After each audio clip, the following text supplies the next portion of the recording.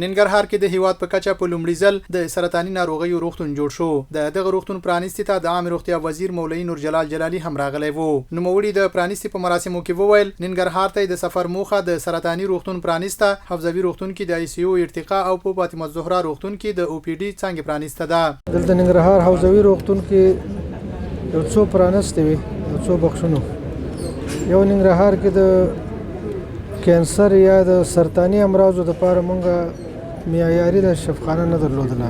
50 بستر او شفاخانه افتتاح شوله او د دې سره د ICU بخش کې چې هغه ډیر زیات ضرورت او 10 بستر مونږ درلودو، د هغه ارتقا 16 بستر ته دا شو. نوموړي زیاته کړه درملو تولید لپاره په کور دننه کافي کار شوی او هیڅ کمښت به د درملو برخه کې رامنځته نشي. په الحال لپاره د درملو خو مونږ افغانستان خپل تولیدات لرو، مونږ معیاري تولیدات لرو. څلور فابریکې د دوا زمونږ داسې دي چې هغه د GMP سرټیفیکټونه لاسته کړي دي، مونږ ورکړي دي، نور هم تشویق کړي دي ته چې هغه هم د معیار ته ځان ورسوي. خپل تولیدات کوشش هم دا چې خپل تولیدات په خو ودرو.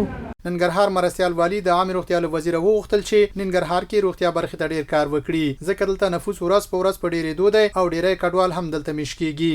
زموږ یو وړاندیز دا ده چې چېرته نړیوالو شرکتونو سره هغه د دوا په برخه کې همدارنګه د وسایلو برخه کې هغه دلته راووت شي او دلته هغوی ته د کمپنیو خلاصولو زمینه برابره شي. زموږ په ملي تاجرانو باندې غږ وشي، صحت په برخه کې هغوی خپل سرمایه مصرف شي ترڅو موږ د محتاجیو نه خلاص شو. د سرطان د برخې مریض یقینا په افغانستان کې تداوی سیستم نه لرو، خو الحمدلله دا چې د 50 بستر روغتون دلته افتتاح کیږي نن عملاً ستاسو په لاس باندې دا یقینا د خوشحالۍ ځای دی. دغه راز روغتیا پالان وایي که چیرې دوی ته ټول وسایل پوره شي نو ناروغان نه اړ کیږي چې بهرنیو هیوادونو ته د درملنې په موخه لاړ شي.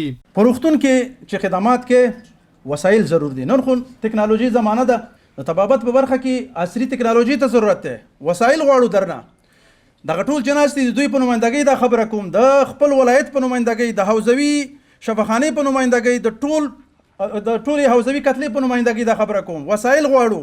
عام روغتیا وزیر د غراض ننګرهار ته د سفر پر مهال وویل د امیر المؤمنین حفظه الله په حکم هیواد کې لسلو زیاتو ولسوالیو کې DH کلینیکونه جوړوي چې ننګرهار هم پکې شامل دی.